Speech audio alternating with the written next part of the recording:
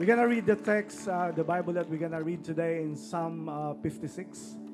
And if you're there, if you can read it, we're going to read it together. And when you're reading it, you declare it as if you are the one saying it or declaring it over your life. Okay, Psalm 56. So here's the verse. Psalm 56, verse 1 to 13. David wrote, he said, "O God, have mercy on me, for people are hounding me. My foes attack me all day long. I am constantly hounded by those who slander me, and many are boldly attacking me. But when I am afraid, I will put my trust in you. I praise God for what He has promised. I trust in God, so why should I be afraid? What can mere mortals do to me? They are always twisting what I say. They spend their days plotting to harm me. They come together to spy on me, watching my every step, eager to kill me. Don't let them get away with their wickedness. In your anger, O God, bring them down. You keep track of all my sorrows. You have collected all my tears in your bottle. You have recorded each one in your book. My enemies will retreat when I call to you for help. For this I know. Come on, this I know. God is on my side. I praise God for what He has promised. Yes, I praise the Lord for what He has promised. I trust in God, so why should I be afraid? What can mere mortals do to me? I will fulfill my vows to you, O God, and I will offer a sacrifice of thanks for your help. For you have rescued me from death. You have kept my feet from slipping. So now I can walk in your presence, O God, in your life-giving light. The verse that we have read a while ago, let it be our declaration today. Especially those words. He said, "This I know, God is on my side." Come on, can we just make it a declaration in our life today? We're gonna say it over our life. Don't just keep it. Don't be silent about it. It's a declaration time today. You are saying to the Lord, you are saying, "This I know. This I know. God is on my side." Come on, can everybody shout it? Can everybody say it? This I know. God is on my side. So today I'm going to be teaching you what to do when you are spiritually attacked. Father, bless the word in Jesus' name. Amen. Okay, please be seated. Let's go. Amen. Thank you, Jesus. Thank you, Lord. Wala nang maupuan. Praise Jesus. Sabi nila, pag ang church daw ang problema ay upuan, yan ang pinakamagandang problema. Amen. Ang pinakapangit ay yung may upuan, walang nakaupo. Praise God. Pasensya na kayo mga nasa aisle.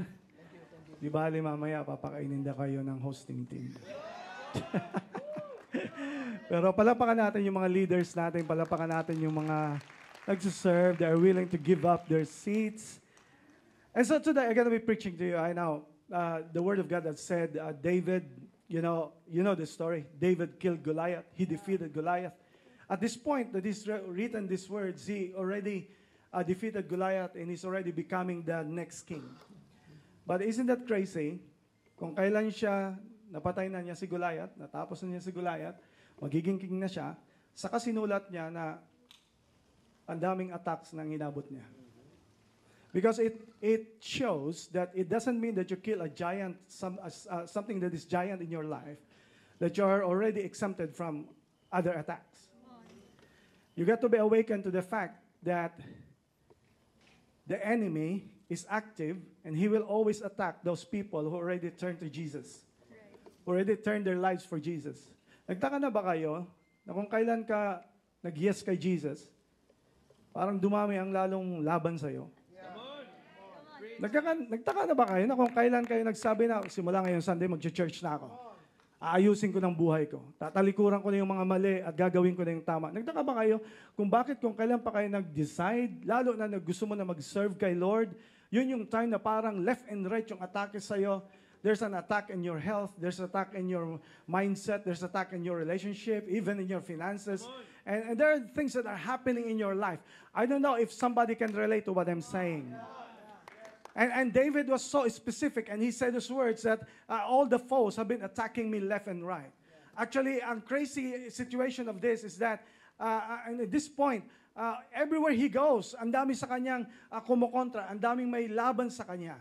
And I just think that tayong mga Christians, simula na tayo ay nag-yes kay Jesus. Simula na tayo sumunod kay Jesus. I want to tell you this, expect attacks over your life.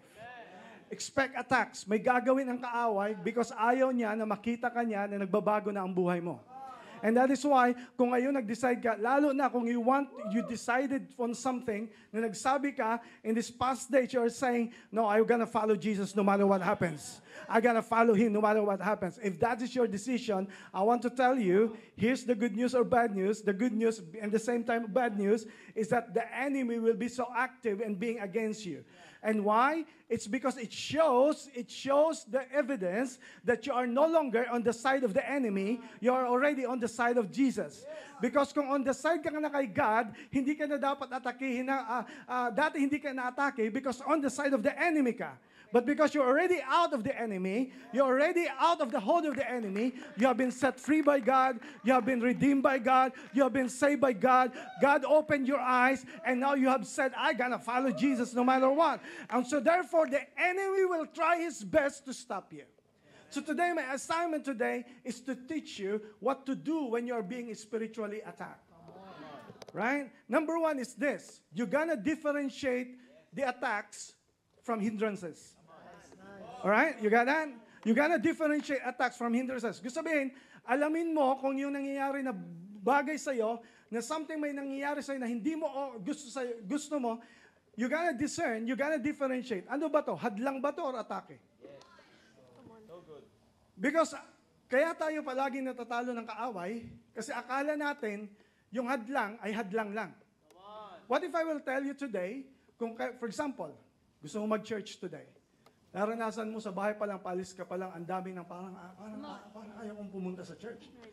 Yung flesh mo, yung situation mo, and all those things, parang ang daming kumukontra sa'yo. And oftentimes, tinatanggap lang natin na hadlang. What if I'm gonna tell you today, what if you are not being hindered? What if you're being attacked? Come on. Kasi pag hindi mo alam na inaatake ka, paano ka didepensa? So, if you are just thinking of hindrances, ang isip, ito pang mali natin mga Christians. Kung minsan, tinatanggap natin yung nangyayari sa ating mga challenges, pagsubok sa buhay, trials sa buhay, tinatanggap natin na parang hadlang lang. Ngayon, ang hadlang, here's the thing. Kung minsan, akala natin ang hadlang, gawa pa ng Diyos. Kung minsan, naiisahan tayo ng kaaway, nang iniisip natin, ay, hinahadlangan ako. Ang hadlang, tinatanggap mo na lang. Now, today, if you want to win over the spiritual attack, you got to understand and discern, you got to know what is the difference between hindrance and attack. Now, paano mo malalaman na ang nangyayari sa buhay mo ay hindi lang hadlang, kundi atake na ng kaaway? Do you wanna know? Do you wanna know? Oh, here's the thing. Kasi ang hadlang ay kakaiba sa atake ng kaaway. Madaling unawain. How will you know? Here's you're gonna know. Ang hadlang ay bagay. Ang hadlang parang nakahambalang na puno or sagabal or saradong pinto. Are you following me na? Yes. Ang sagabal ay nangyayari sa iyo para patigilin ka. Pero ang atake kakaiba. Ang atake intentionally na may gumagawa na being para ikaw ay patigilin, para ikaw ay confuse. Now, ang kaibahan ng hadlang is this, parang ganito. Ang atake ay kuminsan bala. Ang hadlang ay babala. Come on. The difference of hindrance and attacks of the enemy is so you gotta understand that. Because if this number one, you are confused, hindi mo maatake, hindi ka makakapag-defend sa sarili mo pag hindi mo alam ang difference ng dalawa. Right? For example, inaatake ka ng kaaway mo, tinatanggap mo lang na pagsubok. Okay, you follow me now. Siguro, sinusubukan ako ng Diyos ngayon. May trials ako ngayon. What if I gonna tell you, what if, na hindi ka man pala sinusubukan ng Diyos, yan pala ipadala na ng kaaway para i-confuse ka at makita mo na, at ang kinikredit mo pa na gawa ng Diyos. What if ang sabi ni God, no, that's not from me. How will you know na yan ay atake ng kaaway? Here's the thing. Para malaman mo na atake na ng kaaway is this. The enemy is doing that para ikaw ay wag na magtiwala sa Diyos. Pag may bagay nangyayari sa iyo na pagsubok or trials, na ang goal ay palayuin ka sa Diyos, hindi yan galing sa Diyos. Are you following me now? Kasi kung may trials ka, ang purpose ng trials, palapitin ka sa Diyos, lalo ka mag-pray, pero kung ang trials ay pinapalayo ka, nag-question ka sa Diyos, hindi na yan hadlang, atake na yan. Here's the thing, ang hadlang nilalaktawan, hindi nire-rebuke. Saan ka pa kita na may hadlang na puno? Sabi mo, umalis ka diyang puno. Or nakasara na pinto. Ay, hindi. Ang nire-rebuke, ang nilalabangan ay kaaway. Why? Because that's the difference. Here's the thing. You're gonna follow me now. The hindrance delays. The attacks deceives. Are you following me now? Okay. The hindrances teach you to please God. All right? Teaches you that in spite of the situation, you're pleasing God.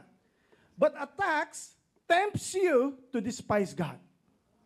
Ang nangyayari is that yung atake ng kaaway, dinadaya ka niya na mag-question ka sa Diyos, i-question mo ang Bible, i-question mo ang Holy Spirit, at to the point na ayaw mo na mag-church, ayaw mo na sumunod, yan ay atake na ng kaaway. But here's the thing, kasi pag alam mo na yan ay atake ng kaaway, alam mo na paano magpo-posture at hindi mo lang tatanggapin, but you're gonna act out as a warrior, you're gonna carry on and put on the whole armor of God, and you're gonna put on your warrior fight in you, and you're gonna say, hey enemy, no matter what you're doing against my life, I've already decided yes to my Jesus, and no matter what you're gonna do against me, I'm gonna do what I'm gonna do or what God has told me to do.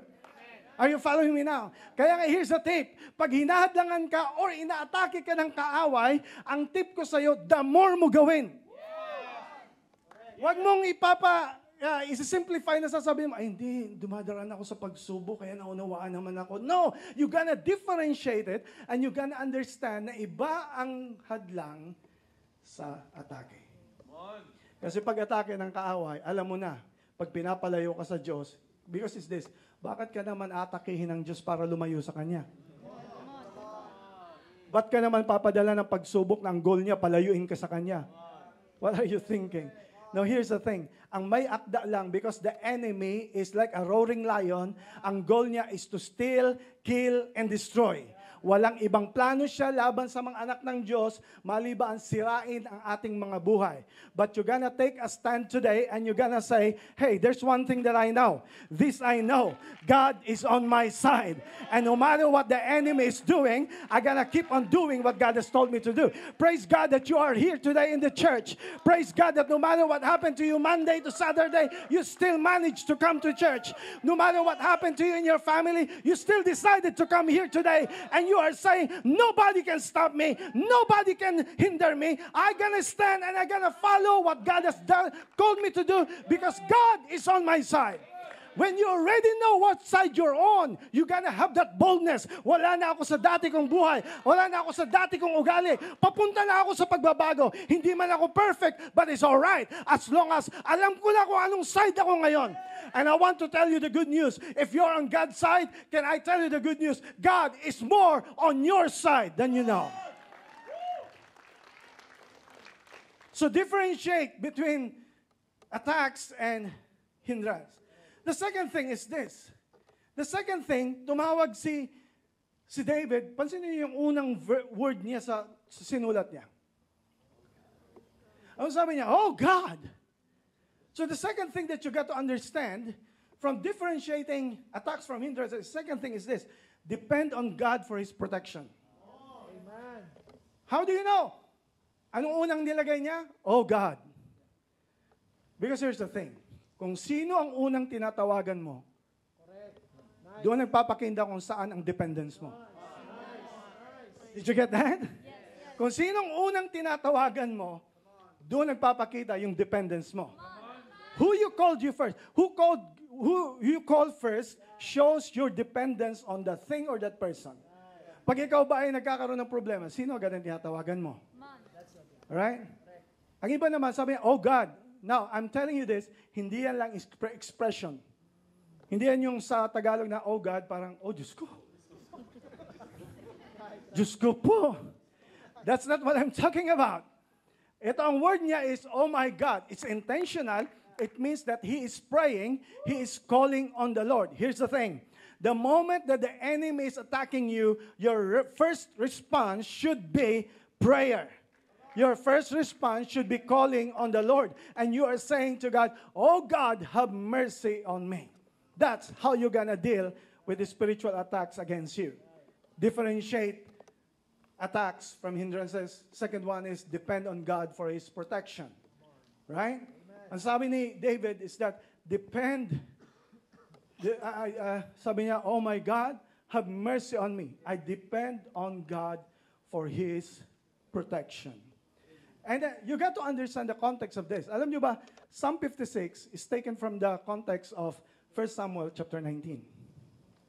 Ang kwento nito is actually, okay lang na siya ay kalabanin niya si Goliath. Okay lang niya banggain niya lahat ng mga Philistines.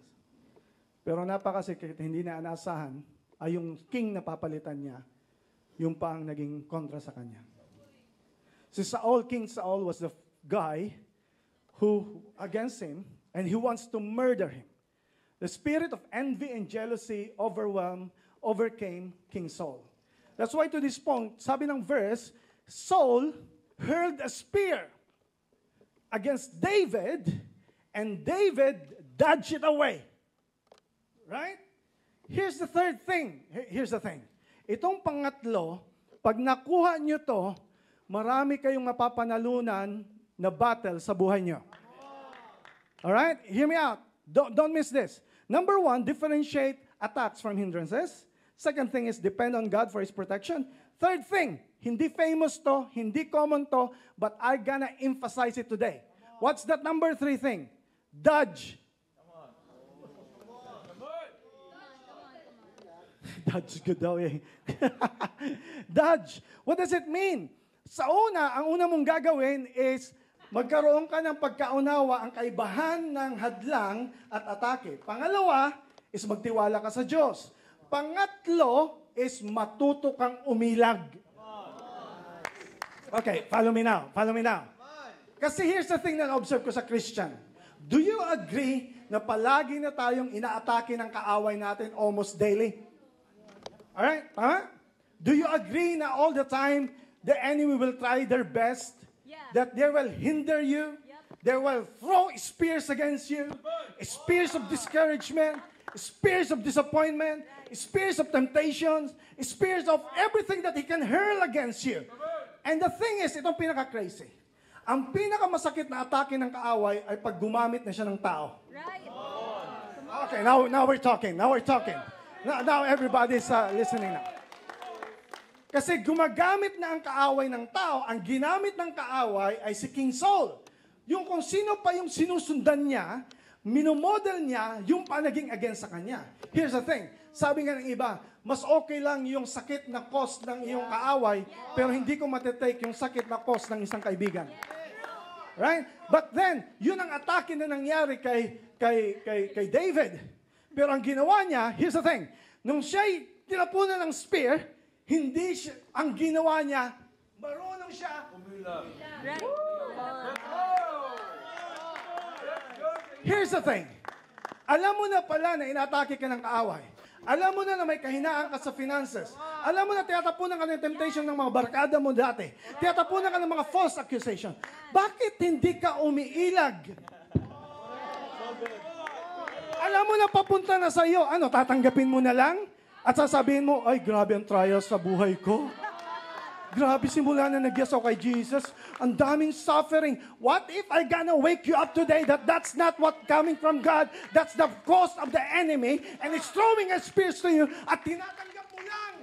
I want to tell you today, if you're gonna know real warfare, you don't just get to know about offense, you get to know how to bob and how you gonna... A real fighter doesn't know just how to hit. He knows how to dodge. May sakit pa ako niyan. But here's the thing. What I'm telling you today is this. Kung tinatapunan ka na ng spears ng mga temptation, ilag na. Kung tinatapunan ka na ng mga invitation na, balik ka na sa dati, inuman naman tayo pare. Alam mo na papunta na sa'yo, nakikita mo na malayo pa lang, ilang distansya pa lang, umuumang na sa'yo, nakatingin na sa'yo. What you gonna do? Ano? Hindi. What you gonna do? Umilag ka na. May temptation sa opisina mo. May umaaligid sa'yo. May mga relationship na ang gusto ng kaaway, sirain ang married life mo, sirain ang relationship mo. What you gonna do? Anong gagawin mo? Tatanggapin mo na lang. Hey! I'm talking sensible things here. What you gonna is this. Here's the thing. Listen to me. Maraming problema, maraming battle, ang mapagtatagumpayan mo kung marunong ka lang sana umilag. How about tapunan ka ng mga false accusation? Yung pagchismisan ka. Alam mo na, malayo pa lang, alam mo na nakaumang na sa'yo. Yung mga chismis, yung mga false... Ikaw, anong gagawin mo? Ay, grabe ang trials ko ngayon. Pinag-uusapan ako nila. Ayan, yung isa pa, may comment na naman sa Facebook. Ayan, nag-GC pa sila. At nagkikreate ka ng mga scenarios na wala naman doon.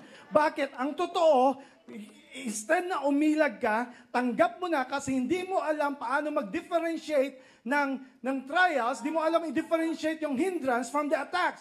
If that is an attack, pag ang false accusation tinatapon sa iyo, pag ang mga gossip tinatapon sa iyo, criticism tinatapon sa iyo, here's the thing that you're gonna do. You're gonna dodge. Sa Tagalog, ilag. Diba? Ilag. Diba? Parang ganito lang yan,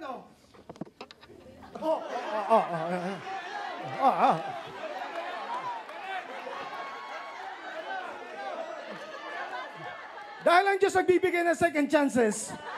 Yung una, okay lang natamaan ka daw. Nasaktan ka. Pero this time, sabi niya, second time around, no more. Marunong na to. This I know. Come on, sabi. This I know. Now I know. O, sige nga. Say. Come on, somebody. Right? Marunong umilag. Here's the thing. Sa una, tatamaan ka talaga. Sa una, matatakot ka. Sa una, madidiscourage ka. Okay lang yun, matumba ka for the first time. Tamaan ka ng jablo. Tamaan ka ng left and right. But this time, alam mo na. Alam mo na ang diskarte niya. Alam mo na yung strategy niya. And what you gonna do? I know your tactics now. I know your strategy now. Alam ko na yung weakness ko. Here's the thing. Art of War. Sun Tzu. Sabi ni Art of War, if you want to know your battle, know your enemy and know yourself. Here's what the Bible says. Know your enemy, know yourself, and know your God. Because if you don't know your God, you will never win against the enemy. So what I'm gonna propose to you, come on, hindi lahat ng bagay kailangan mong patulan. Sabi ng verse, Saul hurled a spear against David, and David dodged it away. Ang ganda ng verse na kasunod. Ano sabi ng verse na kasunod? Woohoo! What does he say? He left the spear stuck in the wall. That's what you're gonna do. That's what you're gonna do. Bakit hindi kinuha ni David yung spear ulit at tinanggal niya? Of course. Ano, ibabalik mo? O ito pa, tira ka ulit. Sige, tatamaan ka ngayon. Here's the thing, kaya mali tayo sa pag-treat ng mga false accusation, gossip, chismis, kasi pinapatulan mo, what you gonna do of this? You gonna let it stay in the wall, let it stay therein, and you gonna say, because so that there will no weapon that the enemy can throw to you against you. Pero stay mo rin sa wall. Para may alam ka rin, may witness ka rin na itong pinagagawa mo sa akin. Here's the thing. Here's the thing. God has called you to be humble, but God has also called you to be smart. Come on, somebody. If the enemy is always hurling a spear against you, you don't have to give it back to them so that they don't have no more weapon to throw it against you again. But you're gonna let it stay in the wall so that you know the story, because the enemy can just change the whole story and make you look like that you are the one at fault, and you are the one that is at mistake. The enemy is a master of changing the story against you. But if you let the spear witness that that's his doing and not mine. Right, come on. Dodge. Come on. Ilag. Come on. Right? Ilag. Kasi kung hindi ka marunong umilag, kahit ang galing mo pa mag-strike. Kahit ang galing mo pa mag-serve. That's true. Kung hindi ka marunong umiwas, tutumba ka pa rin. That's so good. Kahit pag-aano ka ka-active, kung di ka marunong umiwas sa mga temptations, alam mo namang mali, nandun ka pa rin. At tatawagin mo pa yung hindrance, ay yung atake, ay, grabe ang trials ko. Please pray for me. Hindi ka hinahadlangan. Inaatake ka na ng kaaway. And my job today is to open your eyes so that you can discern that that is no longer a hindrance, it's an attack from the enemy. And you got to dodge. Question. Bakit? Di ba kaya ni David patulan si Goliath? Si Saul?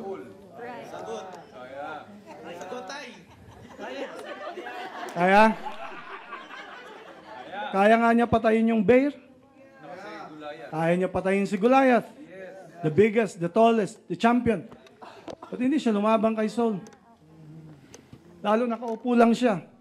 What can you, walang binatbat ang lazy king against a very amazing warrior. Pero bakit hindi siya lumaban? Do you wanna know? Pwede naman niya patayin. Sabi si Kuya David, ay pambira kung papatulan lang kita. Sino rito sa inyo nakaranas na ganyan? Na kung kailan ka binago na ng Diyos, sinusubukan ka ng kaaway na galitin, at parang sabihin mo na, pambira, kung alam mo lang kung ano ako dati. Kung papatulan lang kita, ewan ko lang sa'yo. Pero hindi mo magawa. Bakit? Kasi binago ka na ng Diyos. Hindi ka nakatulad ng dati. Pero bakit nga ba hindi pumatol si David kay Goliath? Do you wanna know? Yes. Because he doesn't want to become like Saul as the next king. Or else, lahat ng history ng mga kings, magiging kaparehas din siya. Why? Because you become who you hate. You become who you hate.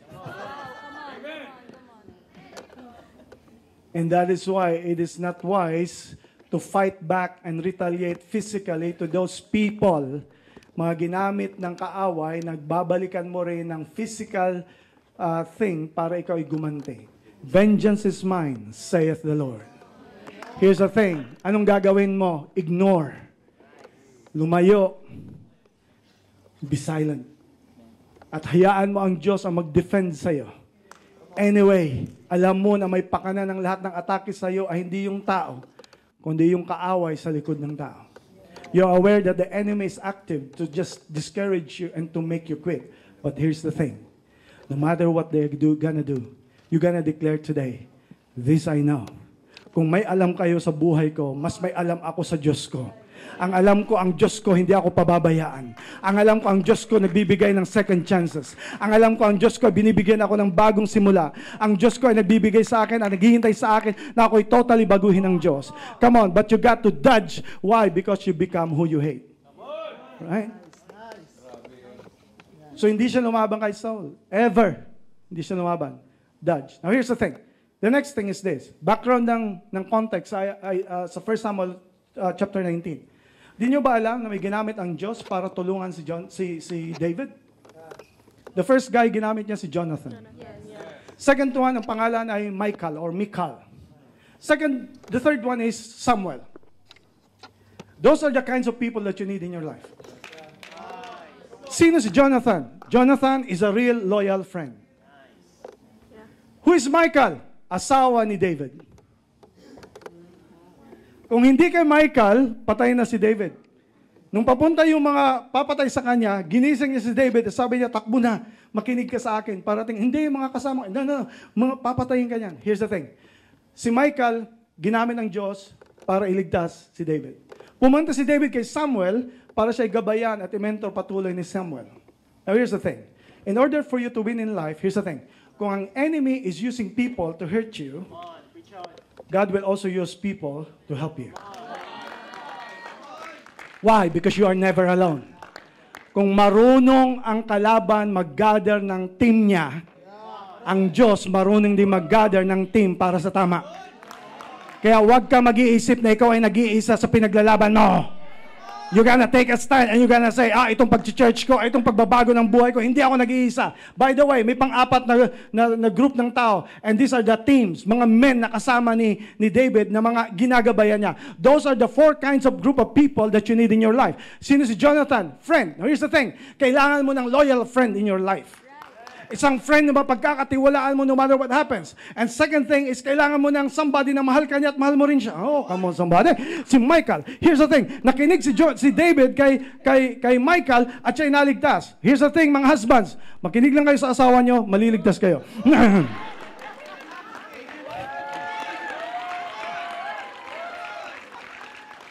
Kung nakinig ka lang sana, di hindi ka na nagka-problema. Right? Right? Come on. Come on, wives. Come on. Rally with me now. Jonathan, si Michal, say it louder. And then Samuel. Sino si Samuel? Leader ni David. Accountable siya kay Samuel. He is a prophet. Those are the people that you need in your life. Hindi ka magtatagumpay kung wala yung, sabi na, pastor, wala pa akong nagmamahal sa akin. Ang kanta ko nga pa sa araw-araw, ano pang kailangan kong gawin? But here's the thing, maaring parating na, maaring may ina-appoint na si God sa'yo, but here's the thing, yun ang kailangan mo sa buhay mo, somebody you can trust, a friend, somebody who loves you no matter what happens. Come on mga husbands, you can agree with me na kung hindi sa mga wives natin na totally for us, no matter what happened, wala na sana tayo in this place. But we praise God for those ladies, for those wives na nag-stand at pinuprotektahan ang kanilang asawa. Come on, somebody. In that regard, young adults, in that regard, everybody, that's why, be careful. Why? Because number 4, decide with the right people in your life. I emphasize, decide. Hindi lang kasama. Kundi pa nagdesisyon ka, tanungin mo sila. Correct. Oh, come on, somebody. Kaya natatalo ka palagi kasi sinusolo mo yung laban mo. You're always, hindi, kaya ko to, no? No! What's the mistake na kung kausapin mo yung friend mo that you're gonna say, what can you say about what's happening in my life? Anong advice mo? In the multitude of counselors, there is safety, what the Bible says. Tanungin mo yung wife mo, you gonna ask. Kung hindi pa wife, girlfriend, you gonna ask. Sabihin, hindi ko pa wife. Kung hindi mo magawa ngayon, hindi mo magagawa doon. You gonna ask now, what do you think about this? And above all, sa number 3 si Samuel, you need a leader who can lead you. You need a mentor. You need somebody na accountable ka. Hindi po pwedeng magtagumpay sa buhay na ikaw mismo leader ka sa sarili mo. Ang tanong, gusto mo ba siya? Nasunurin ka ba sa nililid ng sarili mo? Kung leader ka ng sarili mo, 4 kayo. Yung 4 ba yung susunod talaga sa'yo?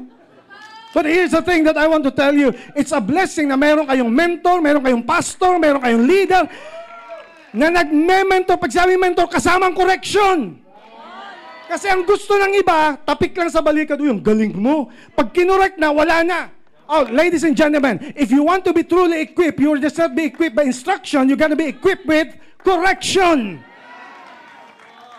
That's why decide with the right people. Hanapin mo yung mga tao na for you instead of always looking for those people who are against you. If you're always looking on the people who are against you, you're going to be depressed. But if you're going to be looking on the people who is always for you no matter what, you will be blessed. Decide with the right people in your life. Come on, somebody. Praise God. Come on, palapakan natin si Lord. Are you thankful for your husband and your wife? Are you thankful for your friend? Are you thankful for your mentor, leader, pastor, whatever? Wag Lone Ranger. Ito ang ito yung what do you call that? Kaibahan sa mga Christian. Pag nag-decide solo, pag nagka-problema, saka pare, pag-pray mo naman ako, mambir, Mrs., ano kaya ito? Saka mo sasabihin kung, Pastor, pwede advisean mo ako, Pastor, kasi parang nagkamali ako. Nagkamali ka na pala, ano gagawin natin?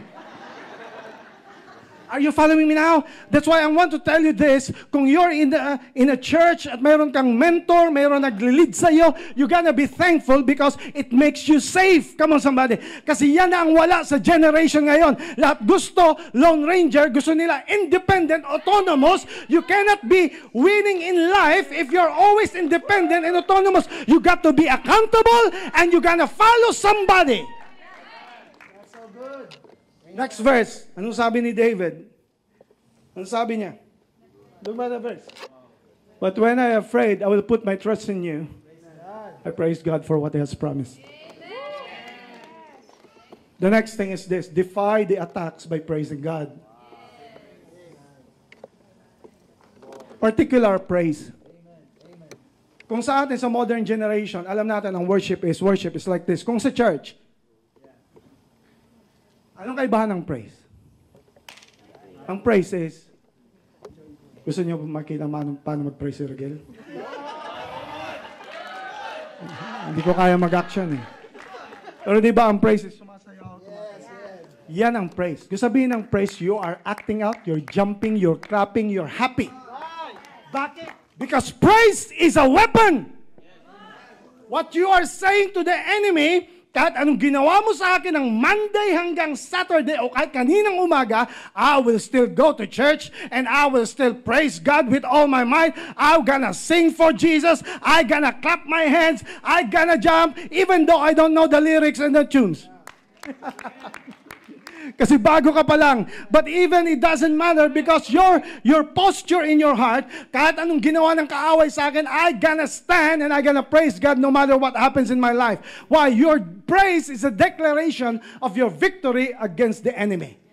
Ang pinaka nakakatakot na ginagawa ng isang Christian laban sa kaaway ay yung binanatang ka na ng kaaway Monday hanggang Saturday at makikita ka niya ng Sunday, first day of the week, standing here and praising Jesus and thanking God for what He has done. Praise Him.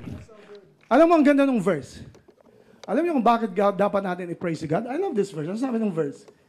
You keep track of all my sorrows. You have collected all my tears in your bottle. You've recorded each one in your book. God is making a journal out of your suffering. I don't know about you. That deserves a clap of praise for Jesus for what He's doing for us. Defy the attacks by praising God. Now, sabi ng verse, ito ang amazing. Sabi ng verse, my enemies, here's the thing. Sabi ng verse, my enemies will retreat when I call you for help. Ang kinakatakutan ng enemy, ng devil, is a praying Christian. Hindi siya takot sa iyo pag ikaw ay active, hindi siya takot sa iyo pag ikaw ay nagsasalita. Pero the moment lumuhod ka at tumawag ka sa Diyos, doon siya takot because the number one thing that he cannot take is a Christian kneeling and praying to his God. What does it mean? Here's the thing, para ikaw ay manalo sa kaaway, defeat the enemy by God's authority. Defeat the enemy by God's authority. Paano gagawin? Here's the thing. Sabi niya, the enemies will retreat when I call for help. Dahil alam mo na, number one is what? Differentiate what? Attacks from hindrance. Alam mo na kaibahan. Here's the thing. Pag alam mong atake ng kaaway, huwag mo lang papayagan na tanggap ka lang ng tanggap. You gonna take a stand and speak out. Denounce and renounce. Pag may ginagawa ang kaaway sa iyo, sa bahay mo, sa pamilya mo, sa marriage life mo, sa finances mo, sa health mo, kung minsan tinatanggap mo lang, no, you gonna take a stand. Hey, you're crossing the line, man. Hindi mo na ako pag-aari, hindi na ako anak ng kalaban, ako'y anak na ng Diyos, therefore I gonna stand by God's authority. Paanong God's authority? In Jesus' name. Here's the thing what you gonna do. You gonna declare, renounce what the enemy is doing verbally. Pag may inaatake sa'yo sa bahay nyo at ginagawa, bakit parang walang nangyayari? You gonna make a stand. Atake na to, hindi to hadlang. And you gonna declare in Jesus' name, hey, enemy, hey, devil, you have no place in this house. You have no place in my marriage. I rebuke you in Jesus' name. And if you do that, when you do that, the enemy will just retreat because of the power of the name of Jesus and the power of the Spirit of God. I just declare today, when I say, I rebuke you in Jesus' name, I am not just preaching. I am denouncing what the enemy has done to your family. What the enemy has done to your life. Those wasted years that has no purpose. Those wasted talents. Those wasted time. I want to declare right now, and I want to renounce, and I want to denounce. I want to say, in the name of Jesus Christ, let my people go. In the name of Jesus Christ, people will be released from torment. People will be released from anxiety. People will be released from false relationship. People will be released from false belief. People will be released from criticism. People will be released from addiction. You will be released in the name of Jesus Christ. Amen. And that's what you're gonna do when you encounter the spiritual attack. And I have seen it in my life over and over again. And I want to pass it to you. Walang monopoly when it comes to the power of God.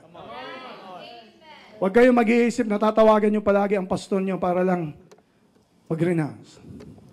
If you are a child of God, you are sealed by the Holy Spirit, the power of God is in you, you have the authority in Jesus' name. Don't wait for anyone else. What's happening in your house, don't tolerate it.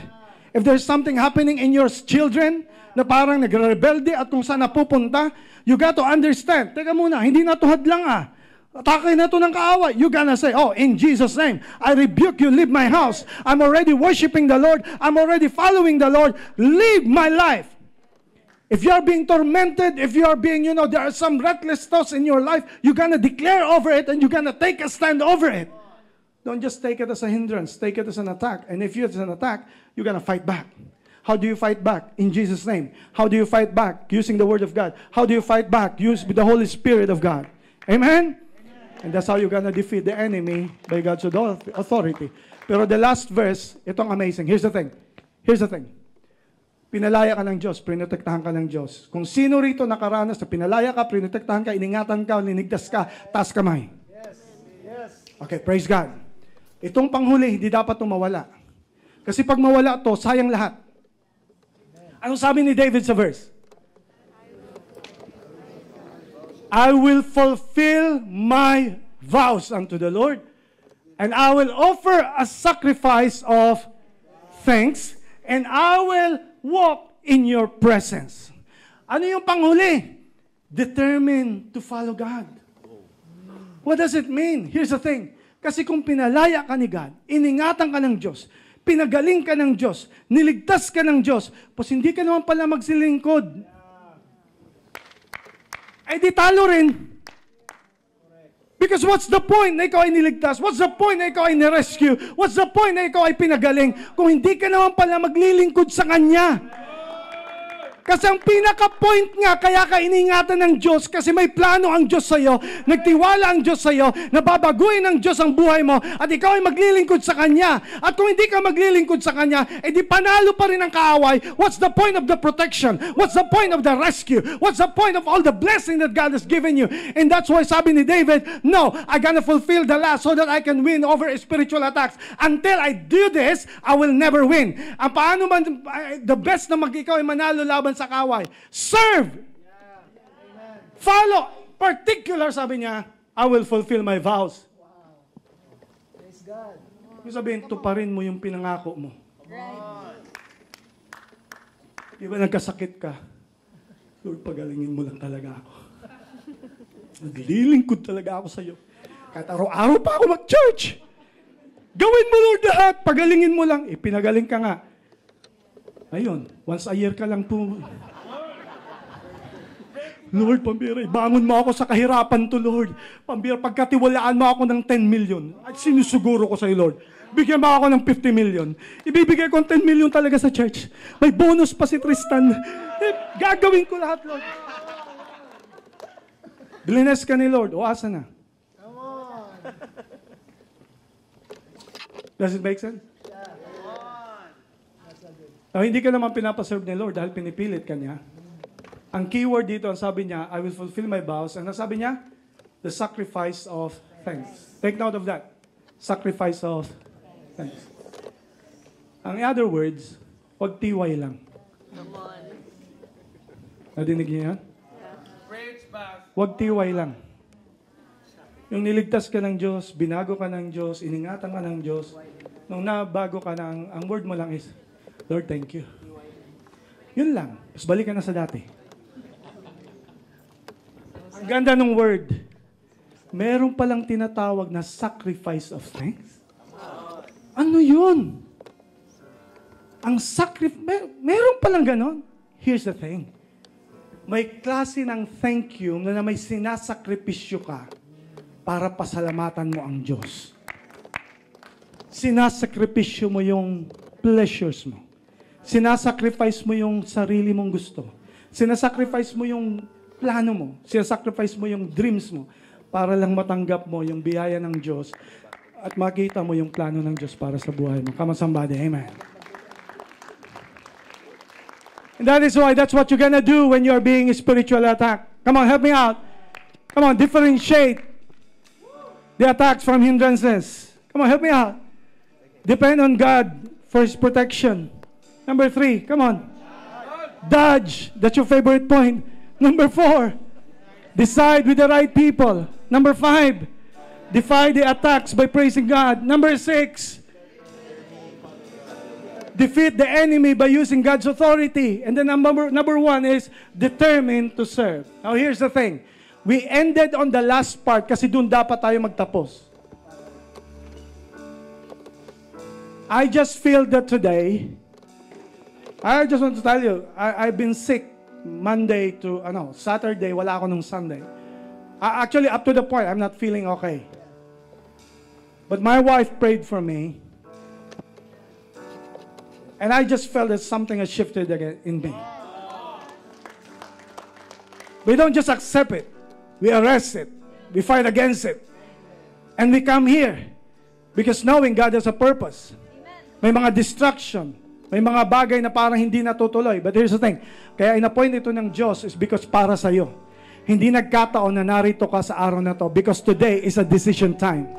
Asan ang decision time? Yung panghuli. Yung determined to follow God.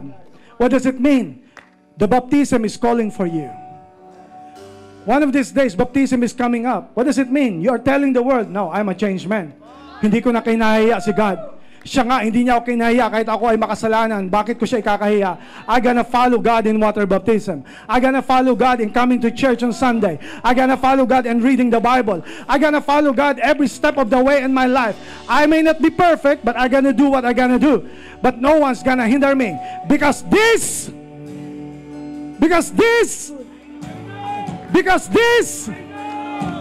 I know. What do you know? That God is on my side. And if God is on your side, you're gonna make a decision today that you're gonna say, I am for God's side. I am for the Lord. I'm gonna follow Jesus today. I'm gonna serve Him in Jesus today. You're gonna follow Him. You're gonna decide.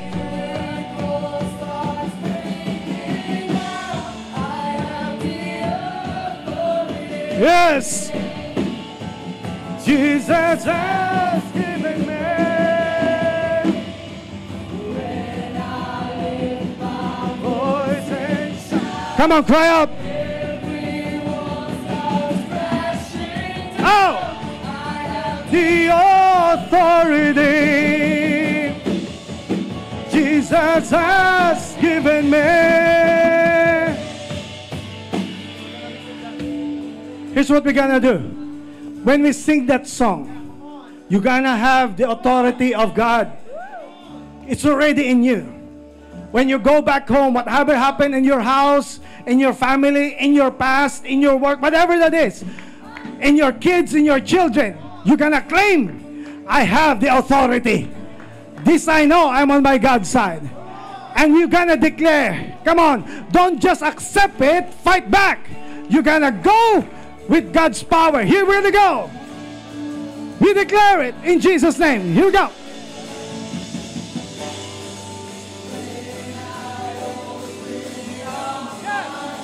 When I open my mouth, breaking out, I have the yeah, Jesus has given me. When I lift your voice.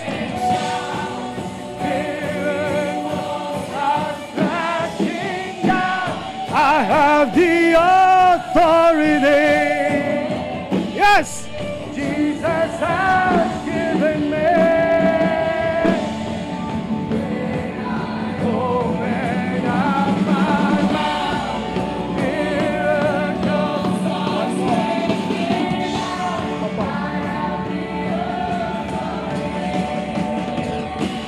now, here's what you're gonna do. You're gonna claim the authority that God has for you. Here's the thing. Kung inaatake ka ng kaaway lately, sunod-sunod, it's because papasok ka sa season kung saan gagawin ni God yung greatest miracle over your life. Your greatest breakthrough is about to come. Kaya grabe ang atake kasi maraming mangyayari. And you gonna claim it. Huwag ka magpatalo. Don't get discouraged. And what you're gonna do, I want you to come out of your seat and declare the song here in the front, because you are taking authority over your family, over your life, over your health, over your finances, over the salvations of your people.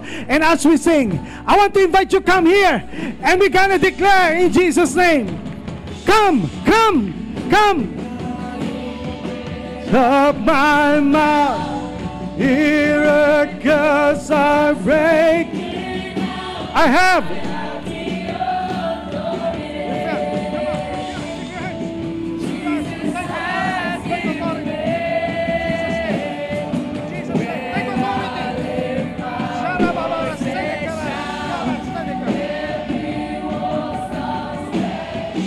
Yes. Defeat the enemy. God's given me. Fight, fight. When my open up my mouth, miracles are breaking out.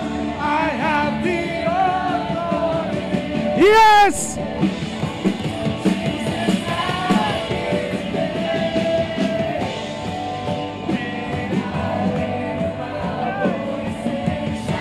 Yes.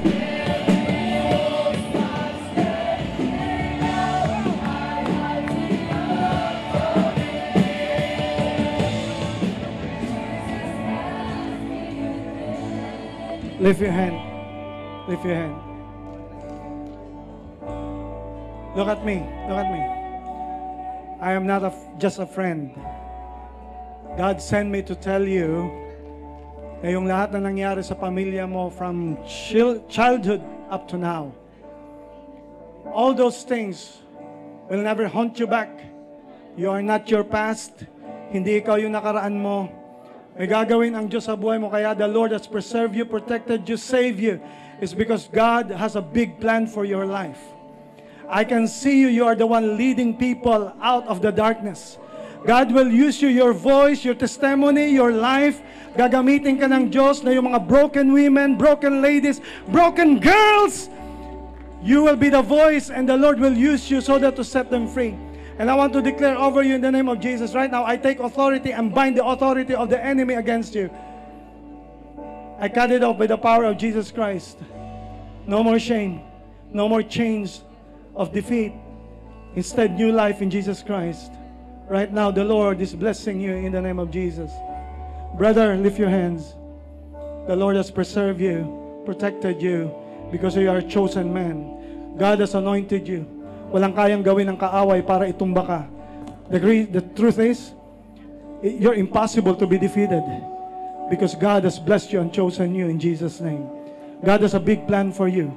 I can see you leading people to Jesus. I can see you people following God because of the faith that you have in Jesus. Right now, I anoint a future in your life, the blessing in your life, in the name of Jesus Christ. Everybody lift your hands. Come on. I cannot pray for everybody, but we take authority. We did not just listen to a message. I am taking authority because of Jesus Christ. Right now, I'm gonna pray. Sa mga bisita namin, you can follow me this prayer. This is taking authority over your life because Jesus loves you and He died for you. You follow me in this prayer. This is accepting Jesus Christ as your personal Savior. Here's the prayer. Lord Jesus, thank you that you give your life for me. Thank you that you died on the cross to pay for my sins. Today, I give my life to you. I'm broken, a sinner, but thank you, oh God, for your forgiveness. I receive you in my heart as my personal Savior. And for my entire life, I want to follow you starting today. For all of us, lahat tayo na may pinaglalaban, especially kung ang dami mong attacks na inaabot lately, trabaho, relationship, conflict, whatever, health, lift your hand. Because we're gonna take authority today in Jesus' name. Father, Lord, I pray and declare today is Freedom Day. Today you are setting your people free. You're arresting the challenges, those attacks. We are no longer deceived. We can see it now from a distance, the attacks of the enemy. But we take authority over it, and we take authority for our family. We take authority for my life. We take authority by the blood of Jesus Christ, and by the Spirit of the Lord, and by the word of the Lord, and by the sword of the Lord. Father, in the name of Jesus, we receive your word. We receive your healing. We receive your deliverance. Come on, just declare it with your own mouth. God has set you free.